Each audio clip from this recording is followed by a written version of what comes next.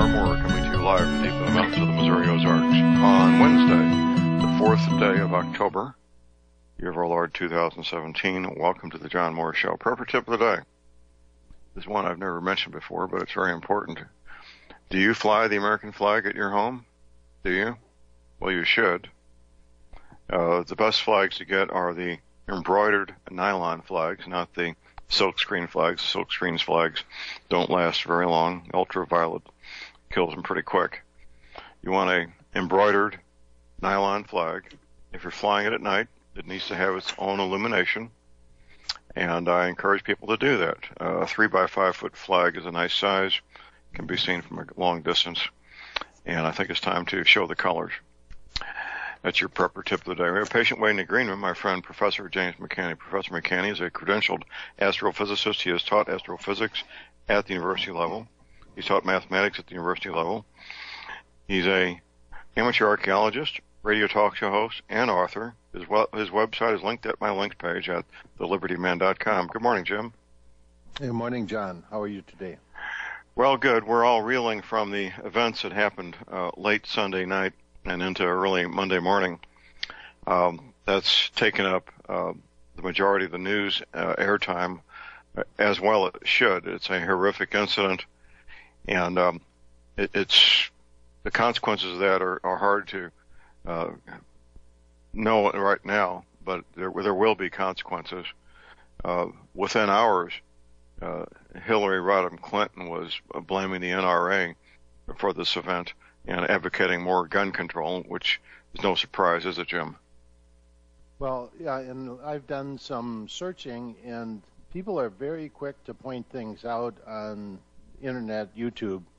There's a lot of very strange things surfacing about this event. Excuse me. And not the least of which is that there were multiple shooters. And the guy who was in the room next to this shooter said he came out in the hall, and there was a policeman who shot a security guard. And so he didn't know what was going on. He went down and hid someplace till the whole thing was over. So, and then there's other people who have like telephone cameras of shooting coming from down below, much lower in the building. And no shooting in the same frames, no shooting at all, no fire at all coming from above. So there's some really strange things going on here, and more will surface with time, I'm sure, as more people come out and tell their story. A woman who was interviewed on network TV, a young woman was there for her 21st birthday, and she said that an hour before the shooting started, a woman, these two rather short Mexican people came running up saying, "You're all going to die tonight." And went up and was arrested and hauled out by security. So it made a big scene there of some kind, enough to be arrested. Right. Well, if these two people were arrested, when I don't no doubt they will, there'll be a paper trail to locate these people and thoroughly debrief them. It's an investigative nightmare, quite frankly. I've been doing pretty complex investigations for more than 40 years, Jim, and this would be an investigative nightmare that would take a team of investigators to work on for probably weeks, if not months, to gather all the relevant information, evidence, I should say, all the relevant evidence, put it in a chronological order, and analyze it. A massive undertaking, to say the least. Right now, the rumors are flying. I saw some of the reports you're talking about also about multiple shooters, and my question at the moment is, did any of those windows facing that venue open? We were told quite clearly that the windows on the second floor do not open. And I've also been told that some of the lower windows do open, which I would find surprising if any of those guest windows on that hotel opened at all. And typically in that type of construction, everything's pretty much done the same, which means that if the windows did not open, they would have to be broken out in order to be shot through. Interesting questions, lots of questions, and not that many answers at the moment, are there, Jim? No, but the problem is with these, there's never any real investigation. They go in, they sequester, say, this guy's computer or whatever, and there's never investigation to see if he's associated with mind control programs. And if there was something like this going on, they've become very good at covering their tracks. And there never seems to be any real investigation. They say, oh, this was the shooter, that's the end of the story, that's the narrative that the news media covers, and that's it. And that's what happens with all of these. Well, something you may not be aware of, Jim, in the last few hours, I'm going to say last 8 or 10 hours, the sheriff there is now publicly stating his concern that the shooter may have been, quote unquote, radicalized. Now, we're not sure what that means, but the sheriff has expressed his concern in that regard, and he's the official in charge of the investigation because he's the highest ranking law enforcement official in that venue, and he does have jurisdiction as opposed to the FBI or anybody else. He has jurisdiction. Well, if he's going to take it, that's actually good, because what we've seen with federal is that things just get totally lost there. Right. Well, feds will be involved in this type of matter, but he does have jurisdiction as the highest ranking law enforcement officer in that county, and he seems to be taking the bull by the horns and moving forward. We'll see as this thing plays out. It's still very, very early, less than 3 days since this thing happened. So, yes. But John, let's look at the logistics of what this guy would have had to do. He arrived the night before, and there's cameras in the lobbies of these places with recorded video. Now, they claimed he used 5 suitcases. He had 30 military arms and thousands of rounds for this. Now, John, you carried military stuff around, and I'm not an expert at military arms, but I've certainly carried arms around and normal civilian arms, and you're talking about a boatload, a serious amount of weight and volume here. And, for this guy to just kind of casually walk in with a couple suitcases, this is not the story. I mean, he's got to be rolling in extremely heavy. I mean, we're talking, thousands of pounds here, literally. Well, no, it wouldn't be thousands of pounds, Jim. Depending on the caliber. How many thousand rounds did you say? Well, I mean, let's count the numbers. 500 people wounded, 50 dead. And how many shots missed? So we're talking about... Well, most missed. There's always more air than there is targets.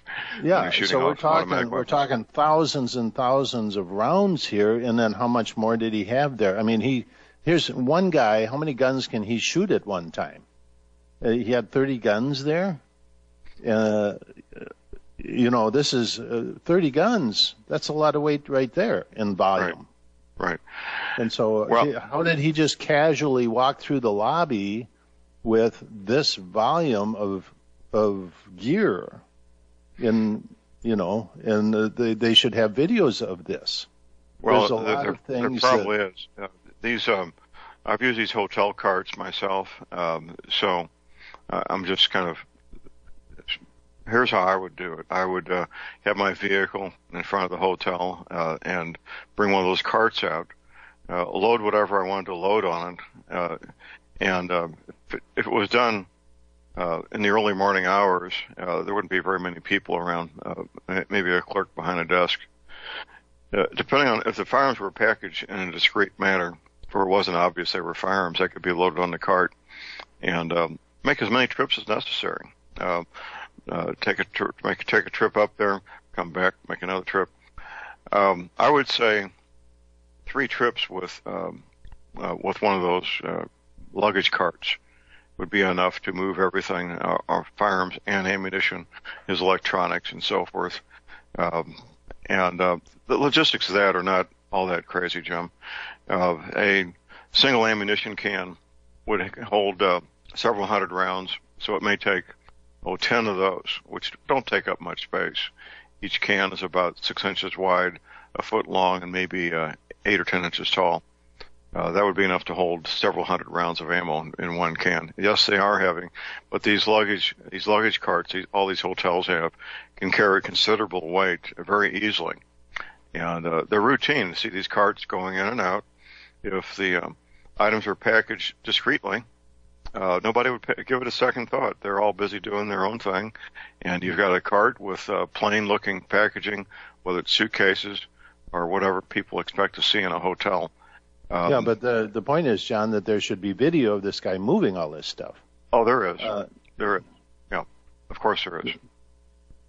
But, I mean, yeah. I have not seen or heard anything. Have you seen or heard any indication that they have such video? Would be, all that material would be confiscated and taken into custody by the police ASAP. I've done this myself. I've gone to crime scenes and used a subpoena to get the video footage before the police did. I've been that quick on a couple of occasions. But the job of the police is to get to the security office and confiscate all that recording equipment, storage media, ASAP. And no, that's not going to be revealed to the public, possibly never. That's evidence in the worst mass shooting in the history of the United States. And unless somebody leaks it, we may never see that video of him moving those carts of equipment into that hotel. Or if, in fact, it exists. And the question is, if they find that this guy walked in with one little suitcase and you know, whatever, and wasn't the shooter, is that going to come out? That's my question. Right. Well, I like to stick on the side of evidence, Jim, and right now the evidence we have is pretty scattered and sketchy. Yes, that's my only point. And right now there's a bill going through Congress relative to silencers on automatic weapons to allow them. And so the timing of this is a little suspect. Jim, stop. Please stop. Yeah. This is not even my expertise. You're the astrophysics guy. I'm the gun guy. First of all, legally they're called silencers. In the gun culture, we call them suppressors or cans. They've never been illegal ever. What the legislation is attempting to do is remove the $200 transfer tax and the legal paperwork that goes with it, putting the suppressors, silencers into the same category as a regular rifle, shotgun, or pistol, number one. Number two, if you use a suppressor or silencer on an automatic weapon, it will damage it very, very quickly because they get so hot that you'll cause damage and won't be able to use a suppressor on an automatic weapon for more than a few shots. It's just the engineering isn't there to handle that kind of heat buildup. So the legislation was pending. Paul Ryan pulled it, I think yesterday, put it on the shelf. Hillary Clinton was criticizing the legislation, and people act out of ignorance. They hear these statements, they don't know about the technology or the engineering, and they believe what they hear because they don't know the engineering or technology, which is that's expected. I've seen this happen a number of times with firearms-related matters. There's I think people can still watch this on YouTube, Jim, where a female state legislator in Colorado, she believed that an ammunition magazine for a rifle was an expendable item, that you would load it with ammunition once, shoot the magazine until it was empty, and then it was disposed of, and not in something that couldn't be used a second time. And she said that during a hearing for the Colorado State Legislature, making herself a complete idiot in front of the entire country. Oh yeah, the entire legal aspect of guns is over the top ignorant. Even among people who should know better. And here's a first-hand story. A friend of mine, we've been friends since 1979, a highly accomplished criminal defense attorney. He's on the way to a hearing. His client has been charged with owning a shotgun that the barrel had been sawed off less than 18 inches, meaning it would need special transfer tax and registration. And he says, John, I'm on the way to this court hearing. He says, John, how do you measure the barrel of a shotgun? So I said, Frank, this is how you do it. Take an unloaded shotgun, you close the bolt, you drop a wood dowel down the barrel. When it makes contact with the face of the bolt, you mark the end of the barrel. That's how you measure the length of a shotgun barrel. It turns out the police and the prosecuting attorney did not know how to measure the barrel of a shotgun. They measured it with a loaded shell in the chamber, which made that barrel appear to be 2 3/4 inches shorter than it really was. So my friend's client was exonerated, obviously. In the meantime, the client he was arrested, had to post bond, missed work, had to hire an attorney at the cost of several thousands of dollars for only one reason. The police and the prosecuting attorney did not know how to measure the barrel of a shotgun. This stuff happens all the time, Jim, all over the country. Right. Ignorance on the part of trained professionals who are supposed to know these things and don't. Right. Yeah. My only point relative to Las Vegas is when investigations become involved, and then also since you have federal here, there's always a pecking order of who's in charge of what, and who's in charge of the investigation, and who gets the information, who can release information. Right. If it turns out that this guy, there's evidence turning up that this guy was not the shooter, that he was not alone, or any other scenario, that it would get buried by the federal levels, and we would not have a real investigation. I understand. Well, the operative word is jurisdiction. These press conferences have been led most of the time by the sheriff, who does have primary jurisdiction in this matter. We have a break. The call number is 800-313-9443.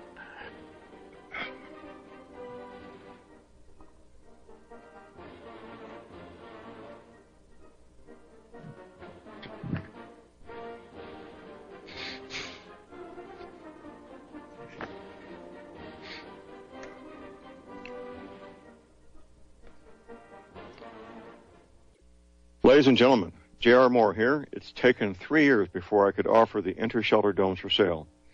During those 3 years, several different governments and militaries were taking all their production. The inter-shelter dome homes may be just what you've been looking for to provide affordable, energy-efficient, permanent, and attractive housing. These dome homes are prefabricated units that can be assembled in a few hours by 2 men with a ladder and simple hand tools. Check out the photos of these dome homes built in the Arctic, on tropical beaches, in suburban areas, and in forests. All the details, many photographs, and the pricing of the dome homes are listed on the left-hand side of my homepage at thelibertyman.com.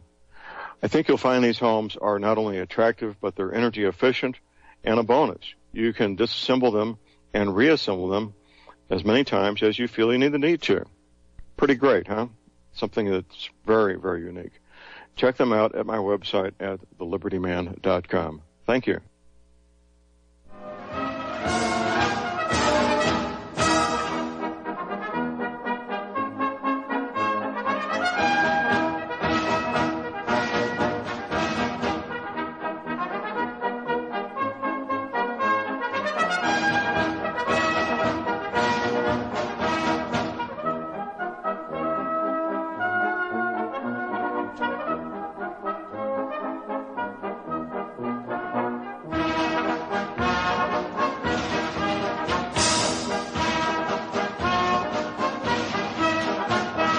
We are back, ladies and gentlemen. We're back. J.R. Moore here on Wednesday, the 4th of October, visiting with Professor James McCanny. His website's linked at my links page at thelibertyman.com.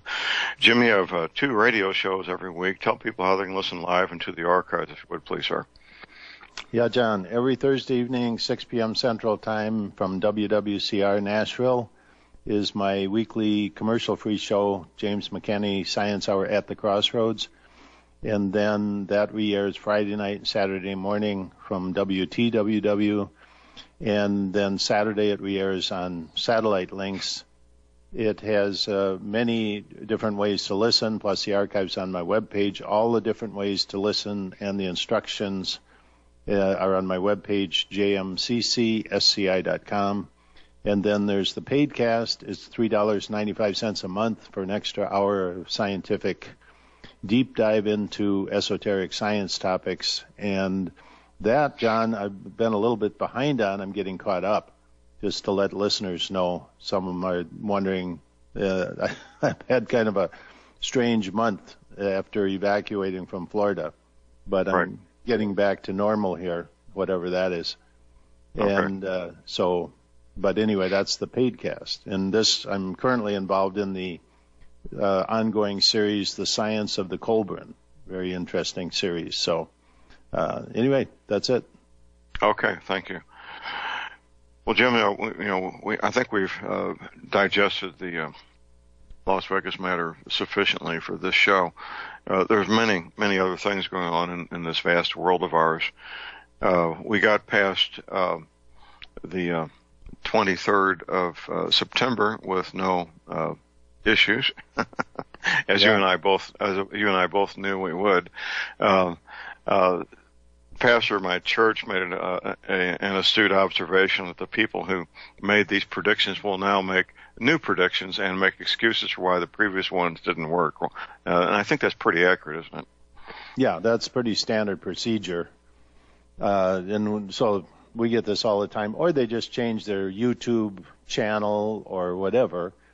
A lot of this is spawned by the CIA. They are the masters of disinformation, and they get this stuff going, and they put a lot of time and money into it, because look at all of the months of preoccupation and the amount of time, human hours that have been put into that date with nothing going on. And then it occurs and nothing happens, and then the end result for some people is that if real things happen, then they don't listen. It's the old cry wolf issue. Right. So that has a two-edged sword, and then there's other people who it just deadens any issues that come out there. And that's the goal. That's the goal that's right the goal. there. That Exactly. is the goal. Jim, we got a couple of callers on hold. First we go to Phyllis in Missouri. Good morning, Phyllis. Hi, I just had one thing to say. I think that guy was just a laundryman, and everything else was fluff. Bye. Okay. I'm not sure what that means. Do you know what that term means, laundryman? I don't know. Well, he was a dupe. He was set up, and of course he ends up dead, as they always do. So he can't talk. And his girlfriend, she doesn't know anything about this. Apparently, she was sent away, and then she came back. And when she comes back, all the shooting's going on. There's a lot of strange stories. John, the video that I saw of the extra shooting was coming almost from ground level at this hotel, not from windows in the hotel itself. Really? And you could see it was a YouTube video, it was like a phone video, and you could see the reports, the light flashes and the reports of the guns corroborating with the flashes of light, and it was coming from down almost at ground level from that hotel. And nothing coming from the windows up above. And that's what they were pointing out. So anyway, today everybody has a cell phone with a camera, a good camera, probably much better than most professional cameras 10 years ago. These days, that's possible. It is. We got a break. We got a caller on hold. Stay tuned. We'll be right back.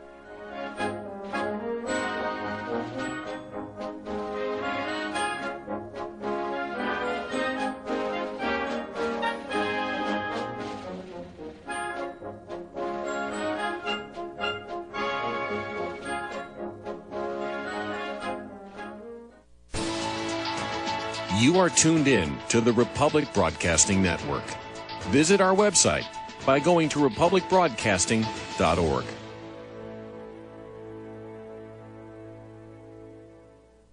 Ladies and gentlemen, J.R. Moore here. I've worked with men and women involved in the high-end shelters for years. With the Ozark Survival Homestead, you get things you don't get with the high-end shelters. You get a opportunity to be in the bunker, of course. You also get a home, a 60 by 90 lot. You get your storable food, your livestock share, your garden, greenhouse share, your seed bank share. One person to have everything they need, right at $25,000. For a family of three, $37,000. You really need to check this out. It's very unique. At my website, you'll see the Ozark Survival Homesteads on the left side of my homepage. Go there, read that one page, fill out the form with your name, your email address, and your telephone number, and I will forward that to the guys and gals at the Ozark Survival Homesteads. Check it out. You'll be very glad you did. Thank you very much.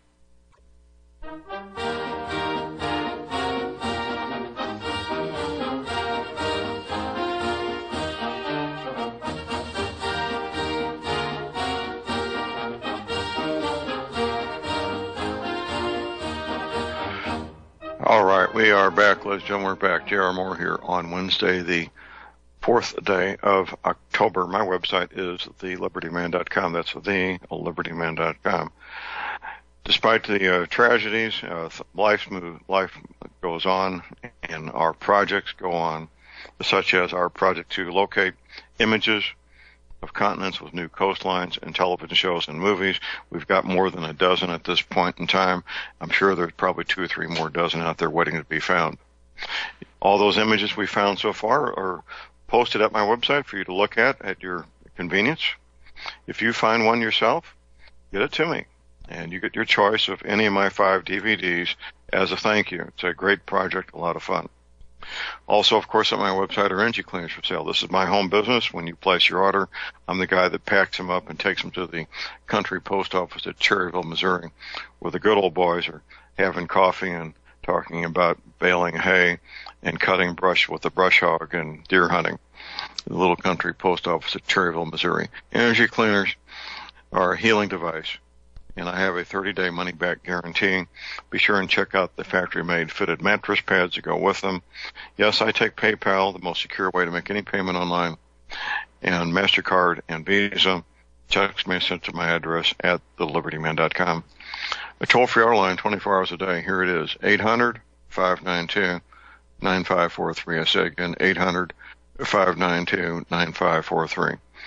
Visiting with Professor James McCanney. His website's linked at my links page at thelibertyman.com. Jim, our next caller is Norm in New York. Good morning, Norm. Good morning, John and James. Thank you for your common sense approach to these issues. I think you might be familiar with the Sullivan Act back in the 20s and 30s about fully automatic weapons. Right. Well, it was actually the mid-1930s when they passed those laws, federal laws.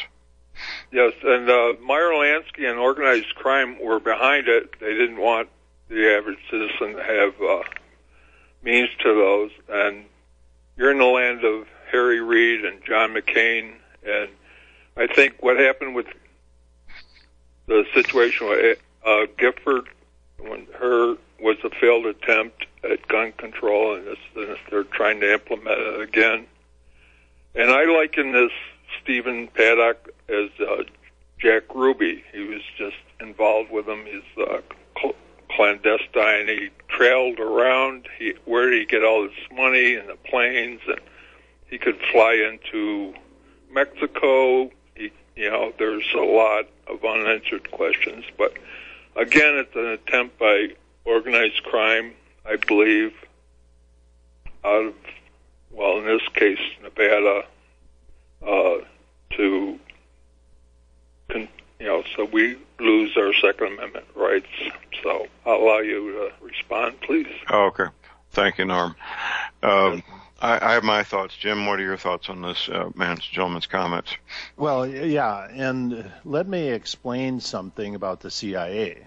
The CIA uses a lot of low-level street people in their operations, not the least of which is human trafficking and gun trafficking and drug trafficking.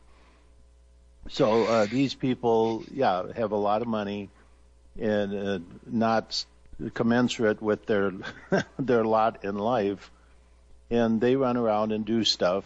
And I've known people like this personally, and they really, they're operatives. They're all over the place, and they're expendable.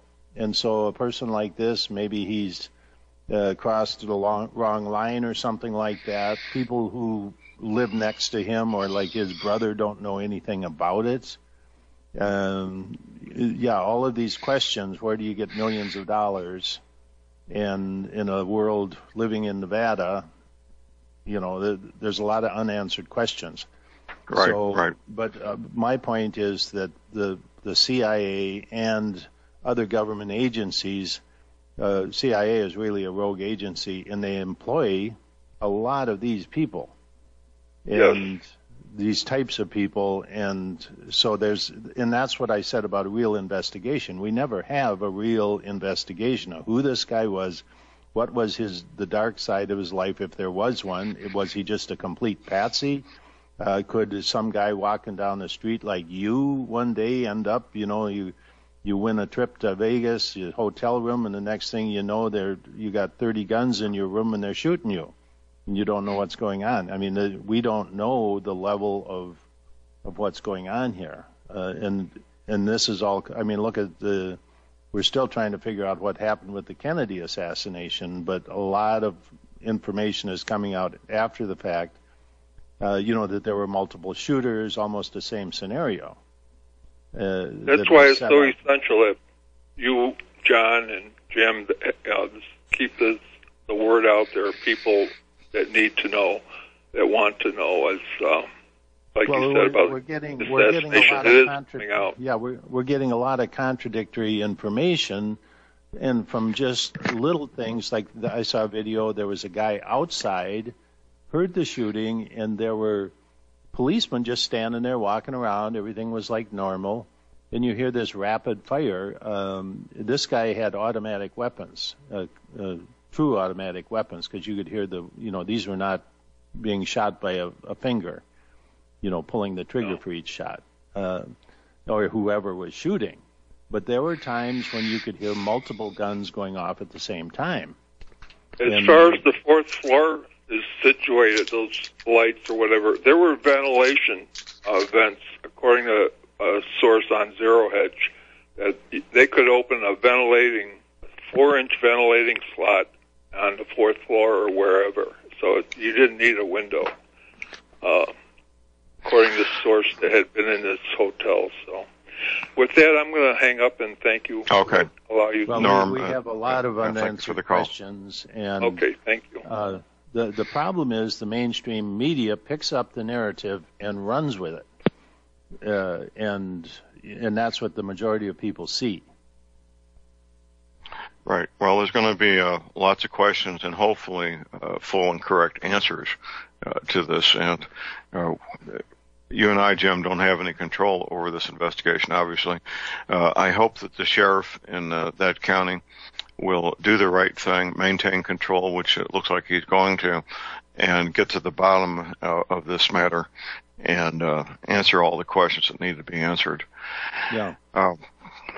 So the one of the things, at least two of these firearms that he had been modified with what's called a bump fire stock on it, which allows, if it's installed and you train yourself how to use it, you can simulate a full automatic fire, but not be an illegal conversion. These things are routinely sold to the public. It uses the recoil of the firearm to have the finger go back and forth very rapidly, simulating automatic weapons fire without legally being an automatic weapon. I believe from what I've read so far that one of those many firearms was actually a full automatic weapon, but the rest were either untampered with or had been modified with a bump fire stock on it to give that simulated automatic weapons fire. Well, the other thing, John, is through ballistics, you could find out if there were different guns used. Right. And of course, the way things are today, with guns being like in the old CIA drug running days in Central America, they had those guns made in a machine shop in Mexico. And so you could have guns with all the same ballistics in the barrels. And, I mean, there's a lot of things that could be done to cover their tracks. Actually, a very dear friend of mine was a firearms and tool mark examiner and a graduate of a school to get that training. And actually, there's very unique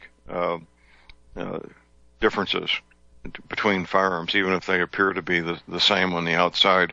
There'll be hundreds of shell casings in that hotel room where Right. this man was shooting from, and it's easy to determine by examining the shell casings if there was more than one firearm used. I would expect there would be, because unless you got a quick change barrel or a water cooled machine gun, those barrels get too hot to use rather quickly, and you'd have to switch out, use a different firearm. In fact, I've seen an M14 shot semi-automatic, about 100 rounds, where it got to the point where it was literally getting red hot, the barrel. Mm-hmm. And you need to set it aside and pick up something else and allow that firearm to cool down before you can use it again. These sustained automatic weapons fire can't be done unless you got a quick change barrel or water-cooled automatic weapon. They simply can't do that. They won't handle it. If it's a belt-fed machine gun such as a M60, they are specifically designed to absorb this dramatic amount of heat and continue cycling after several hundred rounds. But unless it's a belt-fed automatic weapon specifically designed for that, taking a semi-automatic rifle and shooting it full auto with a bump fire mechanism, you will incapacitate that firearm after about 150 rounds. It won't be able to shoot anymore. It'll just get too hot and it'll lock up on you. Well, that's another question, is where did this guy get this? There's got to be a paper trail of him procuring all these weapons. Well, they've identified two gun stores in Las Vegas area, and I think they've determined firearms came from other states as well. This is a guy 64 years old. He's had many years to accumulate many firearms. And in addition, Jim, apparently he was a real estate investor, and a person can accumulate a fairly substantial amount of wealth if you know what you're doing in real estate investments. Right, and in a sense, under the table, almost like drug money, in which it's could be a lot in cash, it could be, so yeah, it's not impossible to become rich. In fact, I'm leaving open the possibility that this common narrative is actually true. But given what we've seen in the past, I don't believe anything that comes in with the mainstream media picking this up, and also the ramifications of this. Who knows? I just don't trust anything that comes out of the government or the mainstream media. I agree. Having a very critical eye is imperative, to be critical and analytical of everything that comes out, regardless of the source. That's my specific training, is to take information from all sources and evaluate them as to the source itself and to how the information fits with everything else that we're hearing and seeing. It's a tremendous undertaking, an investigation of this scope and size. There's going to be dozens and dozens of the cell phone videos and photographs that the law enforcement should be attempting to take as evidence. Physical evidence in the form of expended cartridge cases, the projectiles themselves, the firearms, the video from the hotel surveillance. Chances are this man's home, they've removed everything from that home, including the stick of butter in the refrigerator, for analysis. Right. I mean, John, what a massive undertaking. Go ahead, Jim. Yeah, well, even if let's play devil's advocate to say that he was a lone shooter. He did do all of this. What triggered this guy? Was he involved in a mind control program? And that's what I've been talking about for a long time. There's no analysis to see commonality between this guy and, say, the Colorado theater shooter or something else. Where do these people, pop out of the box from a normal everyday life and all of a sudden do something like this? Well, one comment, it's a good point, Jim, and something we should point out. One common denominator, I believe, that connects almost all these mass murders is the perpetrator had a prescription for psychotropic drugs. I think ends up dead at the end.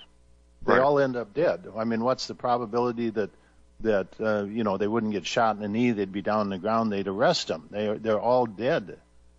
There are some exceptions. The Aurora, Colorado theater shooter, he did remain alive. Right. But you're right. Most of them do end up dead. I don't believe the San Bernardino shooters were taking psychotropic drugs. They were just insane Muslims. But the majority of the time, the shooter ends up dead. So there's nobody to tell the tale, is there? Right, exactly. Yeah. And even if they are, like the Tim McVeighs, who there's, years later, the questions start coming out in the associations and other strange things. So anyway, we could beat this. We could spend several hours on Tim McVeigh. We got a caller on hold here. We got Tim in Colorado. Good morning, Tim. Good morning. How you doing? Good. Yep. I just wanted to ask you a question. Watched a couple of YouTube videos, and somebody mentioned an M240B. Right. That's a squad automatic weapon, the caliber is .223, 5.56 NATO. It shoots the same cartridge as the M16, but it is specifically designed for as an automatic weapon. They're very pricey, but this guy could probably buy one. And we don't know yet if he was buying that type of firearm or not. It does have a quick change barrel, and it's fully capable of doing most of what was done late Sunday night by itself. And from the sounds of it, I went and looked at a couple of videos of our troops in Iraq shooting these weapons. Sounded pretty much like what was going on there. Right. There's ways to analyze the rate of fire, and the rate of fire is distinctive for each automatic weapon.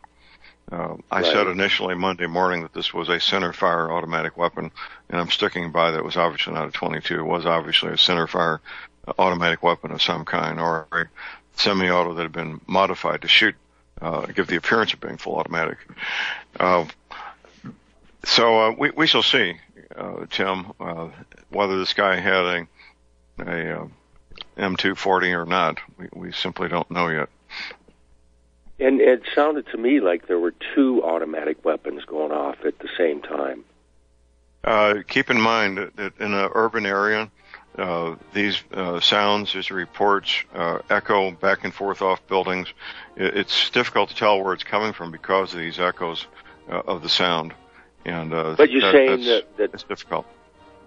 But the timing would be the same, right? If it was that weapon. It would be.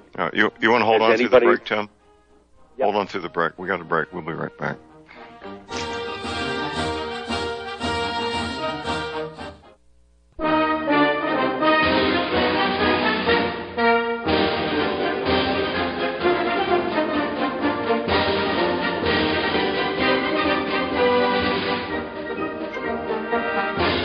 All right, we are back. John, we're back. J.R. Moore here on Wednesday, the 4th of October, visiting with Professor James McCanney. His website is linked to my links page at thelibertyman.com. Tim, let's conclude your commentary. We're almost out of time. Okay, I was wondering if a recording could be made and then timed to that particular weapon and find out, because they've shown weapons that I've seen, and, it doesn't seem like they could. They've shown weapons in the room, which I think is staged. Why would he need so many weapons if he had one that would do the job? All right, well, automatic weapons are notorious for malfunction. So if you ever been to machine gun shoot, the biggest machine gun shoot in the country is at Knob Creek, Kentucky, twice a year. And there's on the line there'll be 25 or 30 automatic weapons, and you'll see at any given moment anywhere from a fourth to a third of them are down while the owners are clearing malfunctions. That's the nature of automatic weapons, is malfunctions are part of the game. And if you've been around automatic weapons, you know that, and you would prepare in advance. You wouldn't want to be taking time to clear malfunctions. You would have a number of weapons for backup if you had the ability to do so. Tim, thank you for the call. We appreciate it. Jim, your final comments, sir. Well, there's a lot of questions, a lot of unanswered questions. I just hope there's a real investigation at last, finally, for one of these incidents. And whenever I see the federal government become involved, it's when I almost assure you that there's going to be cover-ups, things hidden, agendas behind the scenes which take precedence, etc. So hopefully the sheriff can keep his grip on this investigation and do a real investigation. I agree completely, Jim. Thus far, it appears the sheriff remains firmly in control, and he appears to be a stand-up guy that will do the right thing for the right reasons, and I hope he continues to do so. Jim, thank you for being with us. We appreciate it, sir. Thanks, John. Talk to you next week. Okay. Well, this event is obviously taking up a lot of airtime in all forms of media, alternative media, mainstream media, as well it should. It's a dramatic event.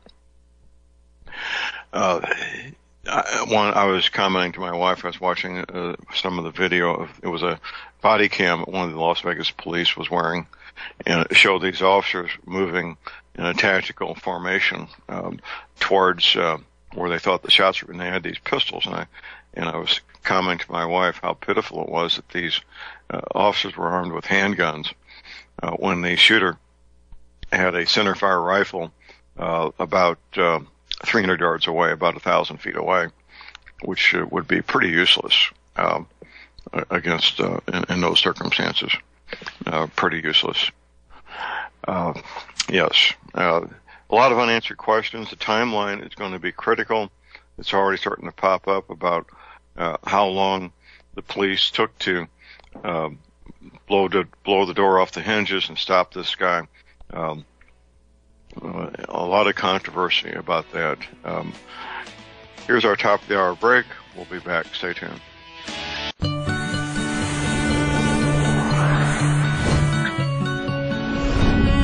All right, we're back, ladies and gentlemen. Jared Moore here, our second hour on Wednesday, the 4th of October.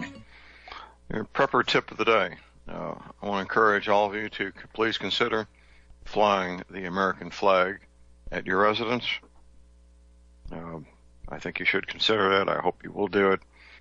If you do, the best flags to get are the embroidered nylon flags. They hold up the longest. They, of course, are more expensive, but these inexpensive silkscreen flags don't last very long before they need to be replaced. They fade out, and the ultraviolet kills them.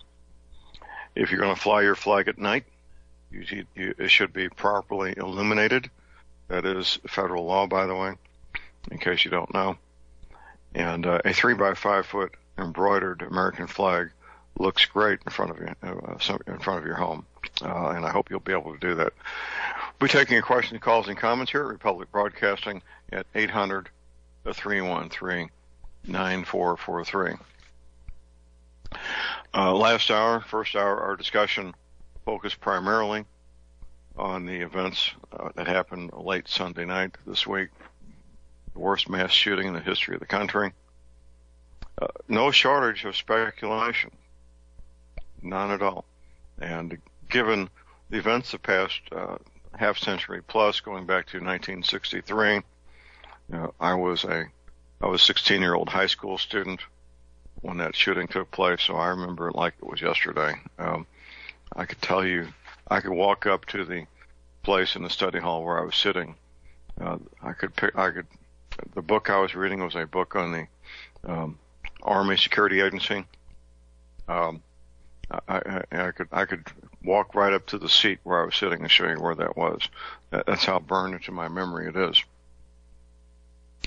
The initial report came over the public address. The president had been shot, which stopped everything. And we're all sitting there pretty much in stunned silence, all the students in the study hall. And then it was, I don't recall how much later, 20 minutes or an hour, that the public address system told us that the president was deceased. It was a tragic moment for all Americans alive at that time that none of us will ever forget.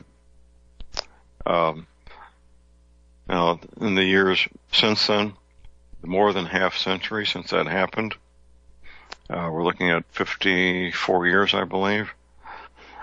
A lot has come out that makes the official story obviously not true. I can't tell you with any certainty who killed President Kennedy. I can tell you who did not kill him. That was Lee Harvey Oswald. He absolutely did not shoot at the president or kill the president, either one. And the evidence to demonstrate that is conclusive, keeping in mind I investigated my first murder in 1973, which was only, 10 years after President Kennedy was assassinated, now that I think about it. Yes. Yeah. And most people do believe, younger people especially, that Lee Harvey Oswald was the shooter, that Lee Harvey Oswald did assassinate President Kennedy. You don't have to peel back too many layers of the onion to determine that in fact did not happen. Of course, most people believe that the United States of America landed men on the moon beginning in 1969, and then 17 more times after that, the Apollo space missions. Well, that's a fabrication also. Of course it is. And the evidence comes from NASA itself. You don't have to be a professional analyst or intelligence agent or investigator to look at the videos allegedly taken on the moon and know that it was done in the studio. The thing that's blatantly in your face, if you watch it, there's lots of videos. People only focus on the first moon landing, which has damning evidence in and of itself. But I've watched all these videos, and something that's in all of them is the American flag, allegedly planted on the moon. And they have a stick holding it out to the side so you can see that it's the American flag. And you can see it blow in the wind. You can. Now, what NASA claims, because this came up pretty quickly, they say, quote unquote, that was residual energy from sticking the flagpole into the surface of the moon. Which, that would make sense. However, there's a however coming. However, you see the flag moving, and then it gets completely still, which means if there was such a thing as residual energy, it was finished. And then it starts blowing all over again in the wind. Well, clearly and obviously, if it was residual energy from the flag being stuck into the surface of the moon, once that residual energy was expended, it's not going to spontaneously start up all on its own again. That's not going to happen. Plus, you look at the sky in all these videos. This beautiful black sky with no stars. There's no atmosphere on the moon to get in the way of viewing stars. Of course, any astronomer, even at fairly low levels, could observe those stars that were being photographed there and determine where the camera was that was taking these images. Of course they could. And of course, one of the big things that a lot of people like to point out is the telescopes we have, such as the Hubble, for example, the Hubble Space Telescope. Why, after not quite half a century, we're within 2 years of half a century. It'll be a half a century in 2019. Why, after nearly half a century, has NASA never pointed any of these powerful telescopes they have at the alleged moon landing areas and capture those images? Of course, there's Earth-based telescopes as well that are very powerful and could be pointed at those areas. That would be a pretty neat thing to do, wouldn't it? To photograph all the objects, materials, vehicles left behind on the moon. But they never did that either, did they? So with the mass shooting in Las Vegas, there's lots of questions and few answers. There's going to be a team of investigators, I would say maybe 8 or 10, possibly more, with different areas of expertise. Investigators to locate and debrief witnesses, and forensics people to locate and preserve physical evidence, investigators to take photographs, investigators to recover photographic and video images taken at that time. What an undertaking. What a massive undertaking for this team of investigators who I expect will be working on this for at least a year. Every homicide investigation I ever did, going back to 1973, took at least a year. And this was a simple, straightforward. My first homicide investigator was a double murder. These are pretty simple and pretty straightforward, but they still took a year with me working as a lone investigator with 1 or 2 attorneys, outside experts that I would bring in as necessary, possibly forensics people, possibly medical experts, and so forth, depending on the investigation, depending on what was going on, what I needed help with. I've never been involved in an investigation of this scope, ever, and I doubt that I ever would be. But I have a pretty good idea of the logistics of putting together a team of investigators to investigate a crime of this magnitude. Now, so far, and Professor McCanny expressed his concern, and I agree with him, so far it appears the sheriff is maintaining original jurisdiction here and is using outside resources such as the FBI. No doubt he's got the Nevada State Police helping with their expertise, which would be pretty extensive. These state police agencies have crime laboratories and things that a local police department may not have. Las Vegas may be big enough to have some of their own forensics people in-house, that sheriff's department or the Las Vegas Police Department. I'm sure they're working hand in glove together. The bigger agencies do have some in-house capability. I know St. Louis City and St. Louis County do. I've worked with them on a number of cases. So, yes, at least a year of investigation. Now, one of the problems that police have is the expectations of the press and the public, because we get so used to, we have how many decades now of movies and TV shows where a major complex crime happens and is resolved during a 90-minute movie or a 1-hour TV show, or maybe 2 episodes. That's not reality. That is not reality at all. But the fictionalized or Hollywood version of reality is what people think is reality. So the media demands answers immediately. The public demands answers immediately. Elected officials want answers immediately. That's not realistic. That's not realistic. And everybody involved in criminal investigations knows what I'm saying is true. is absolutely not realistic. So the information will incrementally be coming out as the evidence is gathered and analyzed and cataloged.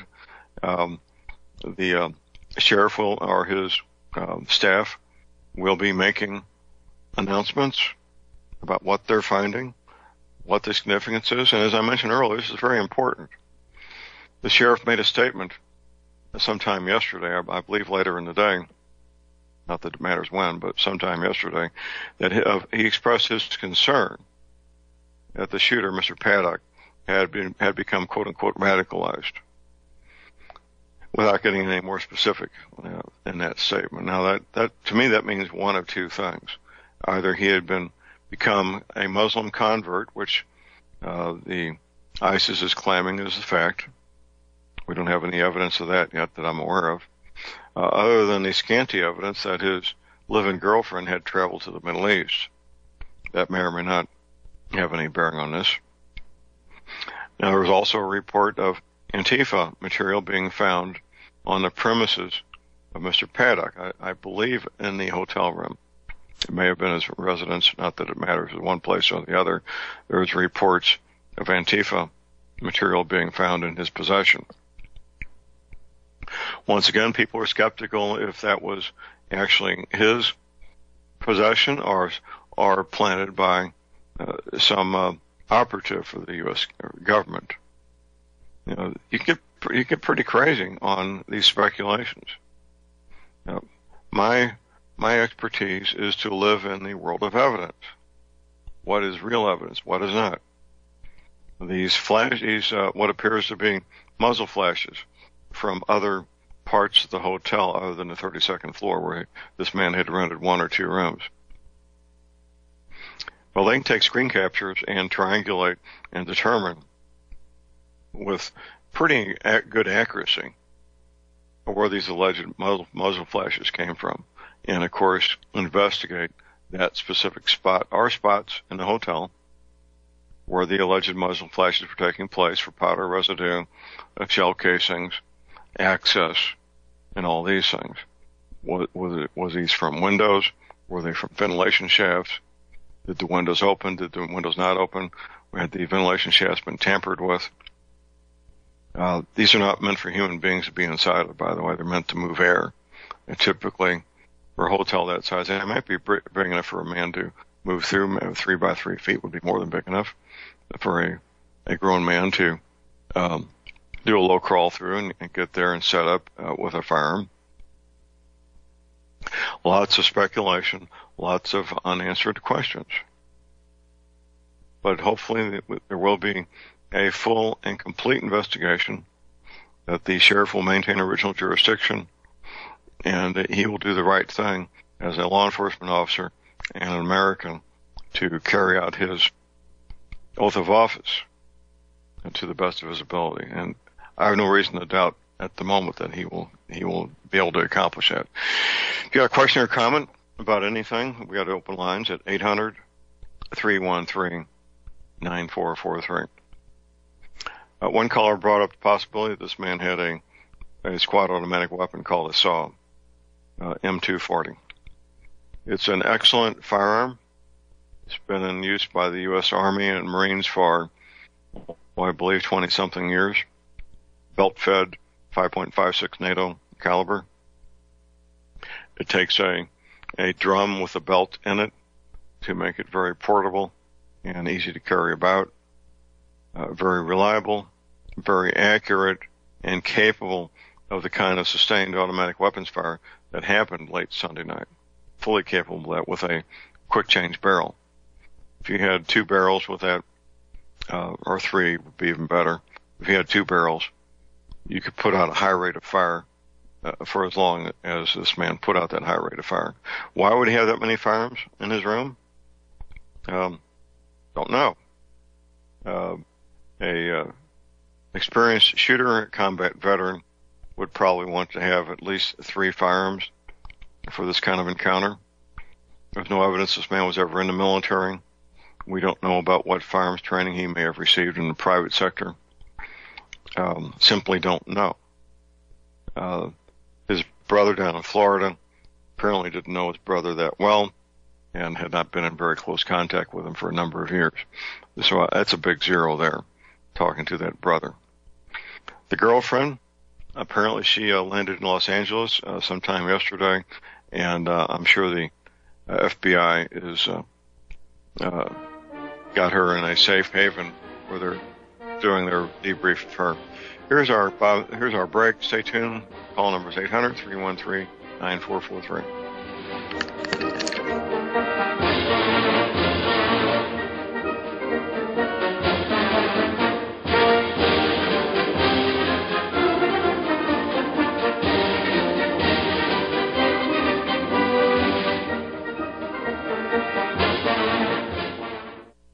J.R. Moore here. It's taken 3 years before I could offer the inter-shelter domes for sale.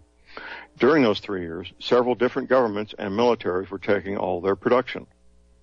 The inter-shelter dome homes may be just what you've been looking for to provide affordable, energy-efficient, permanent, and attractive housing. These dome homes are prefabricated units that can be assembled in a few hours by 2 men with a ladder and simple hand tools. Check out the photos of these dome homes built in the Arctic, on tropical beaches, in suburban areas, and in forests.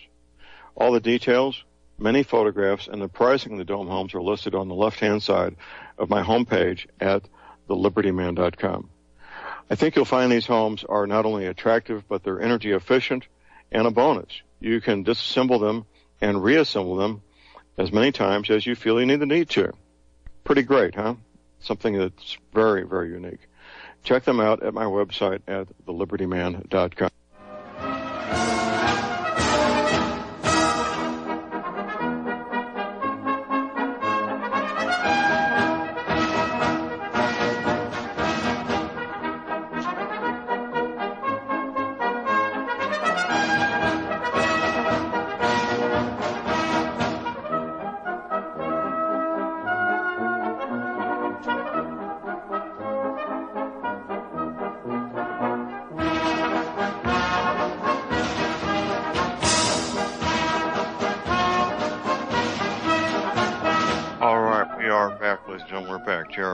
Wednesday, the 4th of October.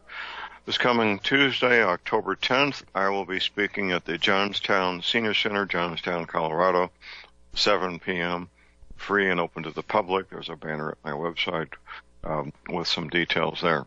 Look forward to seeing a lot of you there. It's a fun event we've done. I think this will be the 5th or 6th time. We had a caller on hold. We had a couple of callers on hold. First, we have Eddie in North Carolina. Good morning, Eddie. Hey, good morning, John, and to everybody. My take on the Las Vegas event is it's very similar to what was done in Dallas in '63, but that's not what I'm calling about. What I'm calling about is it seems like you've got the Wizard of Oz scene where Toto is pulling the curtain back and the man's pulling the levers. While all this is happening, the water levels in the Mississippi are getting catastrophically low in 5 states. And there's not one word about it on any of the mainstream news media. It's all but disappearing around Memphis, and it begins to disappear where there were 3 5.0 earthquakes, I believe, a week or two ago that happened concomitantly with the Mexico earthquake.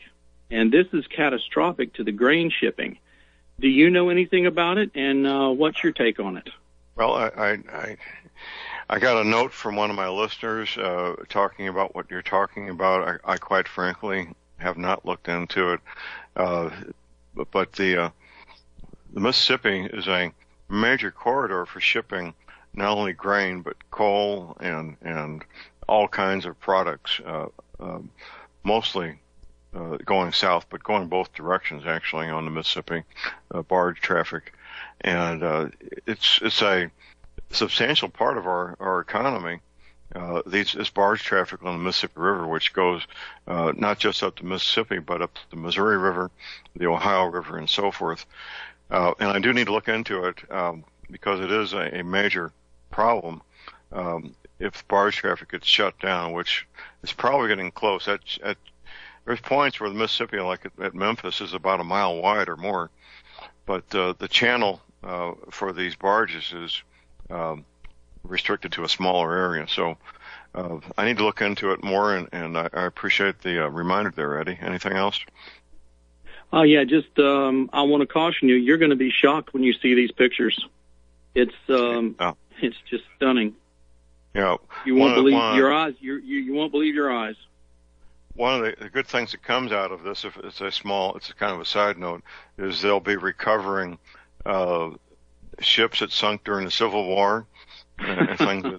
Well, seriously, that's what happens when the river gets Absolutely. that low. You're going to see some old rusted ships hulls lying on exposed bed. You're going to be shocked. It is phenomenal.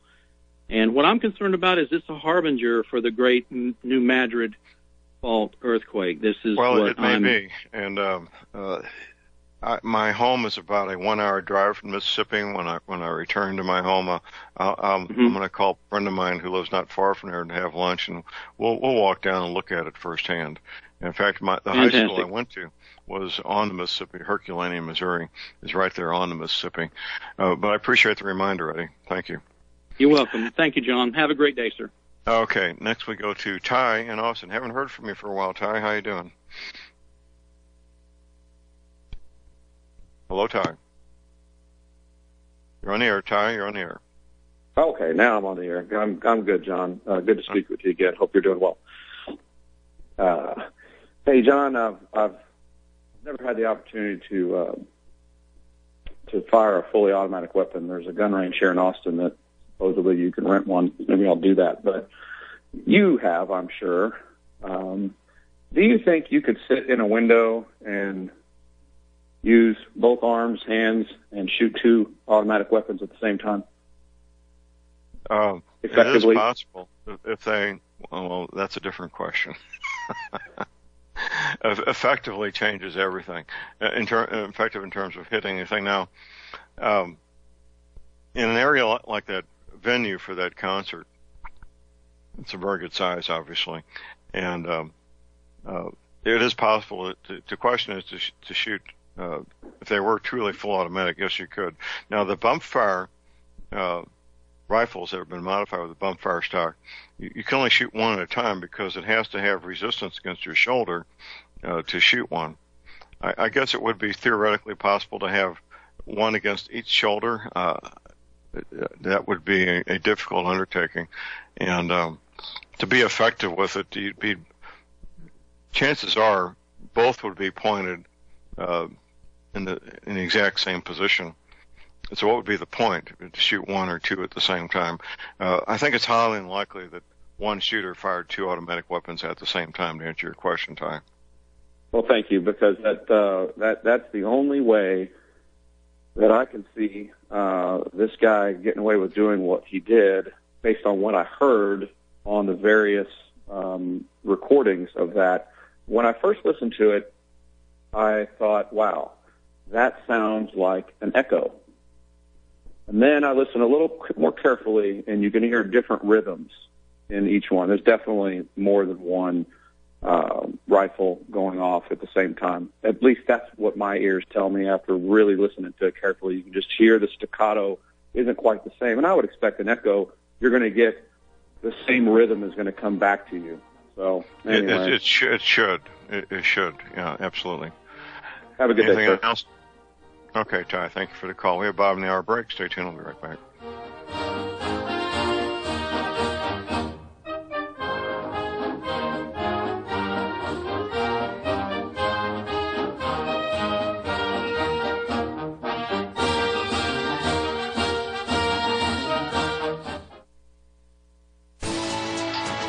You are tuned in to the Republic Broadcasting Network.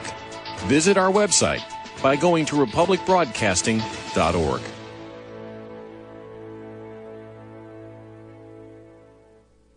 Ladies and gentlemen, J.R. Moore here. I've worked with men and women involved in the high-end shelters for years.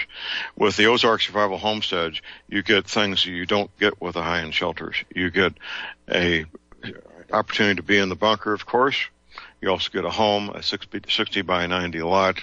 You get your storable food, your livestock share, your garden, greenhouse share, your seed bank share. One person to have everything they need, right at $25,000 for a family of 3. $37,000. You really need to check this out. It's very unique. At my website, you'll see the Ozark Survival Homesteads on the left side of my homepage. Go there, read that one page, fill out the form with your name, your email address, and your telephone number, and I will forward that to the guys and gals at the Ozark Survival Homesteads. Check it out. You'll be very glad you did. Thank you very much.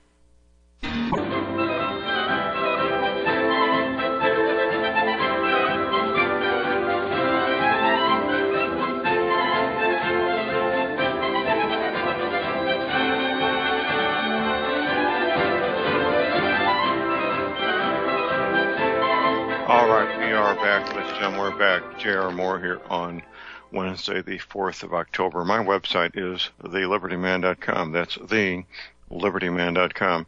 You'll find lots of things there, things that will inform you, educate you, entertain you, possibly make you very upset, all those possibilities. Check out my website at thelibertyman.com. Check out the free downloads. Interesting books there, copyrights expired, such as The Power of Your Subconscious Mind by Dr. Joseph Murphy. Quick read, can change your life in very positive ways. Another book, The Art of War by General Sun Tzu, a book older than the Christian Bible, required reading in all military academies. And, of course, energy cleaners. I sell energy cleaners. It's my home-based business. And no apologies, I sell energy cleaners. They're marvelous healing devices. And if you have arthritis pain, it'll probably help. Joint pain, yep, that will help also. Back pain, probably help there. Not getting a great night's sleep, that's what we're known for. All these things and more. You can check out the patent application information. Be sure and check out the factory-made fitted mattress pads to go with the energy cleaner. I do offer a 30-day money-back guarantee on the energy cleaner, so you're risking nothing when you buy your energy cleaner. That should give you some peace of mind. I do take PayPal, MasterCard, Visa. Checks can be sent to my address at thelibertyman.com. And I have a toll-free hour line. That toll-free hour line is 800-592-9543. I say again, 800-592-9543. Visiting here this morning with open lines. And we'll take your questions, calls, and comments at 800-313-9443. It's always interesting to see the mass media and their lack of knowledge of firearms and weaponry, to hear the misstatements they make, the inaccurate statements they make, the false and outright lie statements that they make. Usually out of ignorance, I think. Typically out of ignorance. And possibly, of course, sometimes by design. I have to leave that open as a possibility as well. The topic of silencers, legally they're called silencers as far as the law is concerned. In the gun culture, we call them suppressors. My friends in special operations, we call them cans. There's a place for them, and they do serve a purpose. They can't be used on automatic weapons, and the engineering simply doesn't allow that. They get so hot so fast that they will fail, well, you can't use them on automatic weapons. You simply can't. Legislation was introduced in Congress, I believe, in January, to remove most of the restrictions for silencers, making them giving them the same legal status as normal rifles, shotguns, and pistols you'd buy at your local gun shop. Now their status is very similar to an automatic weapon, which a lot of people don't know that you can legally buy and own automatic weapons in this country. It's always been that way. That's nothing new. They are highly restricted. You have to go through a background check unless a corporation is buying them. That's been referred to as a loophole, by the way, by former President Obama. There's no loophole there at all. Criminals, when they want automatic weapons, they just buy them. They don't bother to participate in the legal process. by setting up a corporation, having a corporation buy the automatic weapons for them. That's insanity. The criminals don't be engaged in that. That's not going to happen. So it's always been legal to own automatic weapons, silencers, tanks, howitzers, quad 50s, that would be the setup used in World War II, where 4 50 caliber machine guns are mounted on a mount with a armor shield and electric motors to allow this very heavy, complex piece of equipment to revolve 360 degrees, and the 4 50 caliber machine guns to go up or down as necessary to engage the Zero fighters or the MiG fighters or whatever they might be that they were defending from. So it's always been legal to own all those pieces of equipment. Now it's a rich man's hobby. Most machine gun collectors I know, they own anywhere from 3 or 4 to 20 or even more automatic weapons. I got a chance to tour the safe, the vault of one of my friends who's been a machine gun collector his entire life, and he had around 200 machine guns in there, give or take a little. I'm not sure he even knew himself without going through his records. Now that's a bit more than most machine gun collectors. The average machine gun collector has 5 or 6, 8 or 10 automatic weapons, and it's like I say, you have to have quite a bit of expendable discretionary income to get involved in that hobby. There's a $200 transfer tax. President Reagan's administration stopped the sale of new machine guns to these collectors, which meant the price on the existing machine guns became far more valuable. We have a caller here, hopefully some first-hand reports. Chris in Las Vegas. Good morning, Chris. Well, good morning, JR, and thank you for your great comments and taking my call this morning. It's been a couple of days since I called in on the origination of the October 1st so-called celebration of the Bolshevik Revolution kickoff here in Las Vegas, and made some fairly, now it looks in retrospect as fairly astute comments. And it's been borne out by multiple different online investigative journalists, much like myself, free-range sorts of people that are just normal people out here trying to do their due diligence to keep an eye on government tyranny and treachery that is being perpetrated around America to foster fear-mongering and to give the illusion that there are some dangers, although there are really plenty of dangers. I don't dispute that. But I had sent John Miller a video last night from Will Mount about some of the deception, including the FEMA drill that was going on for 4 days, precipitating the October 1st event at the Mandalay Bay Hotel, the alleged shooting. Whether it was actual shooting or electronic recorded sounds, nobody can tell for sure. Whether anybody was actually injured, I don't doubt that these people would kill people.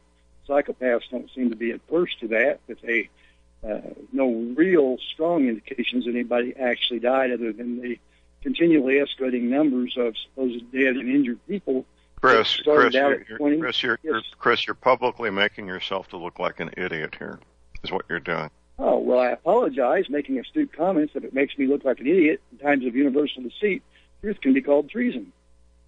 Well, I think we'll need to conclude this conversation. Chris, thank you very much for the call.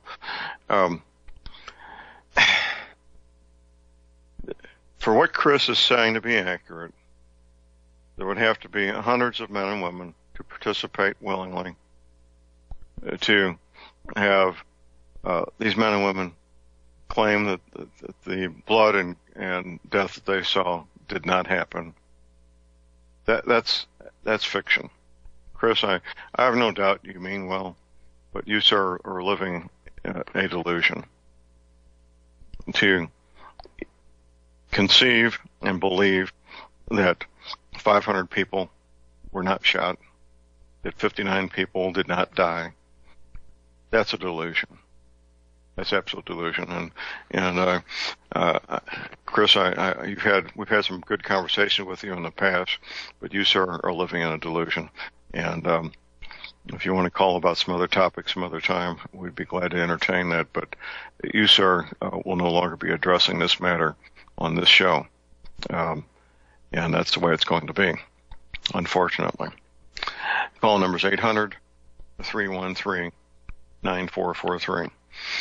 This Chris's delusion reminds me of people who believe the earth is flat. And I have a couple of friends that they do. Now, these are both graduates of universities, bright people, appear to be normal in every other aspect of their life on one hand. On the other, I said to them, for this to be true, every private pilot, commercial pilot, and military pilot on the planet would have to be part of the conspiracy to that the earth is actually flat. And they nodded their heads in agreement, as if that would be possible. Now, I've never had my private pilot's license. I think my official logbook has about only 19 hours in it. Unofficially, I've got about 3 times that much in the right seat of various aircraft, going back to, I guess the first time was just before I went in the Army, and then many, many times since then. And of course, every captain of every private ocean-going ship, every commercial ocean-going ship, every military ocean-going ship, and all the crew members would have to be part of the conspiracy also, wouldn't they? And Professor McKinney, he gives a simple experiment that anybody can do to show the curvature of the earth. It's very simple. Anybody can do it. I don't have that information here in front of me, but it is a simple experiment that anybody can conduct. I personally worked with a contractor building AT&T microwave towers down in Arkansas back in the late 1970s, around 1977, 78, along in there. And they had to build one about every 12 to 15 miles to compensate for the curvature of the earth. Otherwise, well, you could have one tower in New York City and another tower in Los Angeles, or maybe you might need one at the top of the Rocky Mountains in between, because the mountains would, of course, be in the way, and then have those 3 towers take care of the whole 3,000-mile expanse of the continental United States. It's ironic how people get caught up in delusion. They want to believe something so bad that they ignore the hard, real, physical evidence in front of them, whether it's flat earth theory or believing that nobody died in Los Angeles, in Las Vegas, just before midnight this past Sunday. That's a delusion. That's an absolute delusion. But it is a free country. People can believe whatever they choose to believe. That's one of the nice things about a free country. But delusional beliefs will not be broadcast on the John Moore Show. That's not going to happen. Theories about who was behind it? Of course there can and should be theories. Was there more than one shooter? I don't know. Did people die in Las Vegas Sunday night? Of course they did. Were 500 people shot? Of course they were. And it's a delusion to believe otherwise. We have a caller on hold here. We got Joe in Indiana. Good morning, Joe. Hey, good morning, John. I'll be really brief. To help Chris out, yesterday, one of the nurses that I work with, she was booking a flight to get out to Las Vegas because her brother was at that concert, and the doctors had called her and said, if you want to see your brother before he dies, you need to get out here. He was one of the persons shot. So, yes, people did get shot. And this is my first contact with knowing anybody who had some kind of connection to that type of thing. And me personally, we had 2 friends. I had a cousin from California and a very dear friend from Chicago that was there. So I was just throwing Joe, that don't out you there. know? Don't you know all those people are part of the conspiracy? Don't you know that? Yeah. My cousin will appreciate that out in California. Yeah. Well, you tell him his check's in the mail. Yeah. Yeah. For being part of the conspiracy. Yeah. Right. But I thought I'd let you know. And then Steve Scalise was addressing, I believe, the Senate or the Congress, and he was saying, look, he said the first thing that needs to be done is we need to just be offering prayers and comfort to all these people now before we even talk about any type of legislation. Right. He said, and there's nothing that could have been done. I like that statement that he made. Right. So I just leave you with that, John. Joe, before I get away, did you hear my show Monday? Yes, I did. Okay. You remember, please recall. Now, my show was broadcast 7 hours after the shootings happened. I said the following: before the end of the day, there'll be YouTube videos claiming that the blood was red paint. You remember me saying that? Yes, I do. I do recall you saying that. Absolutely. Yeah. Well, unfortunately, it turned out to be right. Joe, thank you for the call. We appreciate it. Oh, you're welcome, John. Take care. Okay. Red paint, right, in your dreams. Next caller is Dave in New York. Good morning, Dave. Hi, good morning, John. How are you today? Good, sir. What's on your mind? Hey, you mentioned, and I've heard Jim McCanney make remarks about this, that the U.S. NASA did not land a ship on the moon. Not with human beings in it, no. Well, how do you know this?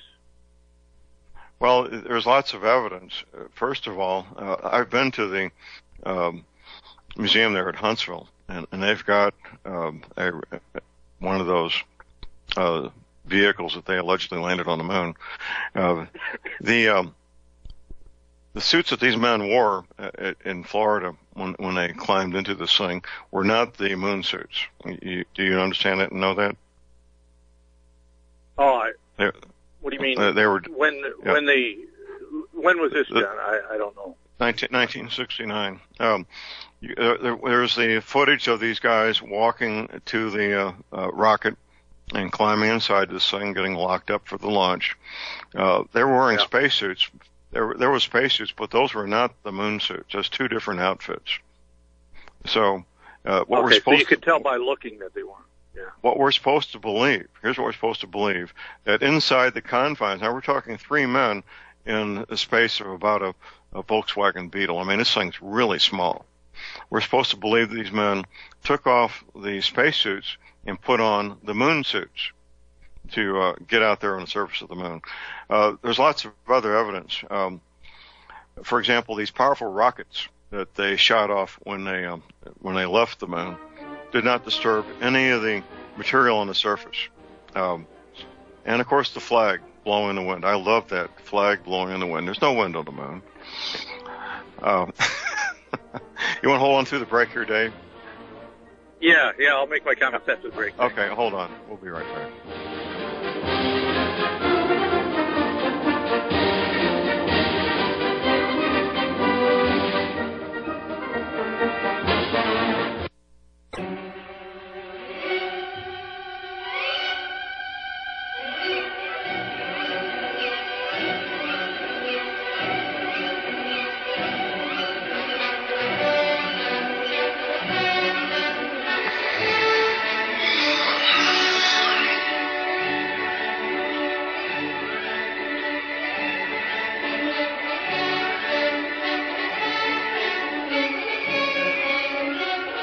All right, we are back, ladies and gentlemen. We're back. J.R. Moore here on Wednesday, the 4th of October.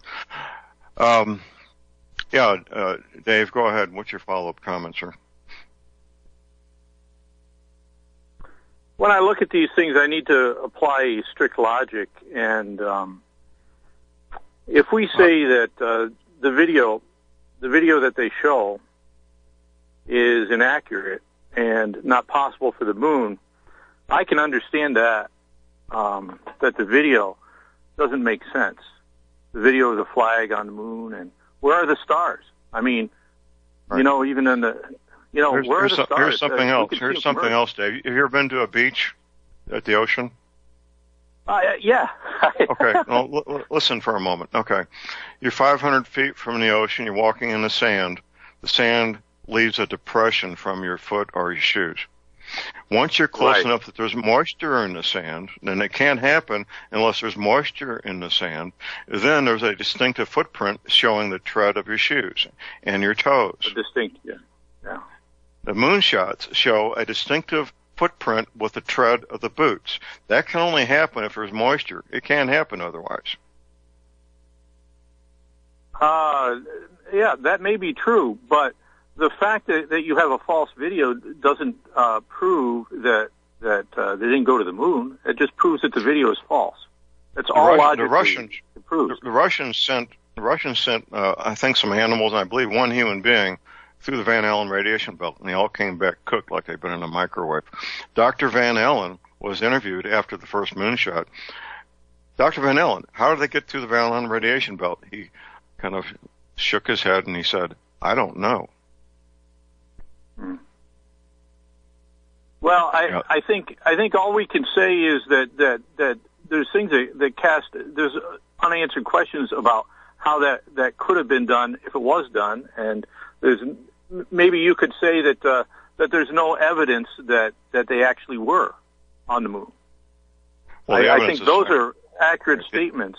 Right. But to say that they didn't go to the moon is nothing that you can prove. It's like saying there's no unicorns on Earth. You can't prove you can't prove a negative. That's true. Of course you can't.